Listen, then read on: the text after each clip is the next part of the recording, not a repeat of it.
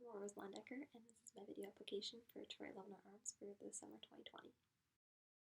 When I think about community, I think about a group of people who are coming together with the shared purpose of bettering the environment which they all live in. But I also think community is a feeling connected to each other and wanting to support each other and celebrate wins together, but also help each other cope with losses. And the best way for me to describe health community is by using my own as an example. So this last year, we lost Connor, who was 8, and his sister Brinley, who was 4. And the death of these young children was very sudden, and it was very tragic, as the death of a child, always is. But in the wake of this tragedy, we really tried to come together as a community.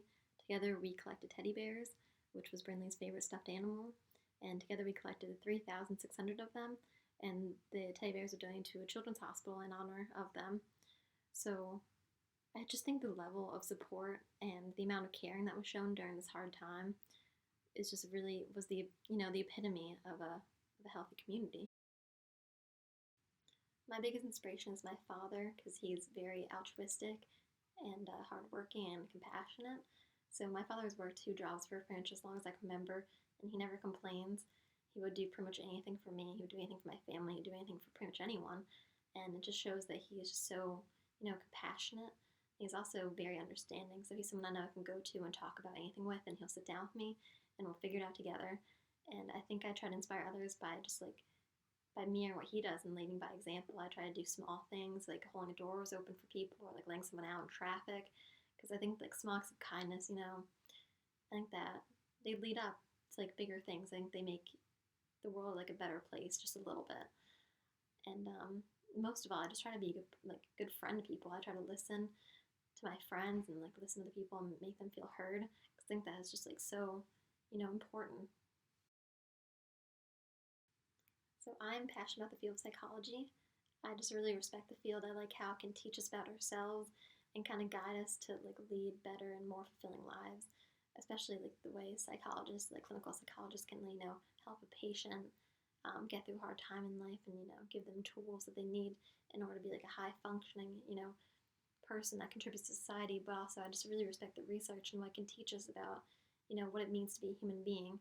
So a lot of people, they think that, being wealthy will lead to happiness, when it's been shown through multiple psychological studies that happiness actually is equated mostly to having high quality relationships, and that happiness is increased significantly after earning $70,000 a year.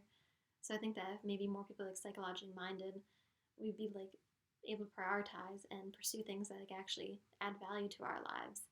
So overall, I just appreciate the field of psychology. I respect it, and I just love how it can help us learn about ourselves and lead better and more fulfilling lives. So I think I would be a great addition to TWLOA Arms, because I'm just very passionate about the mission, and it's something that I can just really support and get behind, and that's because of my own story. So I was diagnosed as bipolar a couple of years ago. When I first got the diagnosis, I thought I couldn't be a psychologist anymore. I was embarrassed. I was ashamed. I just really bought into that stigma that mental illness equals bad.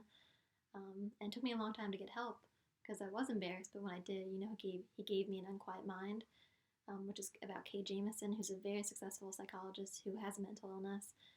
And it just changed my life. And through therapy and exercise and just lifestyle changes and education, I'm a very happy person. I'm very stable. I've been stable for a long time, and I think I would be a great addition, because I'm someone that can empathize with people and understand their struggles, but also present the idea that hope is real, help is real, and that things do get better. So to give you some background on the story, I grew up in Kutztown, Pennsylvania, which is a small farming town. My graduating class was less than 100 kids, so everyone always knew everyone. So when we got a new kid in my class, it was a big deal, and everyone looked at them like they were an alien. But in 8th grade, we got a new boy, and his locker was next to mine. He was in my homeroom, and he seemed like he was really nice, but his voice hadn't deepened yet. So the boys in my grade quickly, started bullying him. He got a mean nickname right away, and one of the biggest bullies was another guy in our homeroom, and I had a crush on him since the 2nd grade. But he was being so mean to this new guy, and I thought the bullying would stop after a week, but then it didn't. So then the next week, that Monday, he's being made fun of in homeroom by my crush. So I waited for the homeroom teacher to walk out, and then I was very quiet and I was a very shy person, so I shocked everyone when I walked up to the front of the classroom and I gave a small speech to my peers saying how would you feel if you started a new school and I don't know why we're acting like we're better than him. And obviously I shouldn't have handled it like that, but the bullying did stop after that. I shouldn't handle like that, but I think it just shows that I've always tried to do the right thing, even if it meant like kind of like embarrassing myself in front of my crush. I just have always had like, good intentions. I love hiking. The best place I've ever hiked was Acadia, Maine. I love plants. I have a hibiscus plant named HB. My favorite food is a frozen coffee, even though it's more of a drink than a food. I always say it's my favorite food. My favorite artist is Black Bear.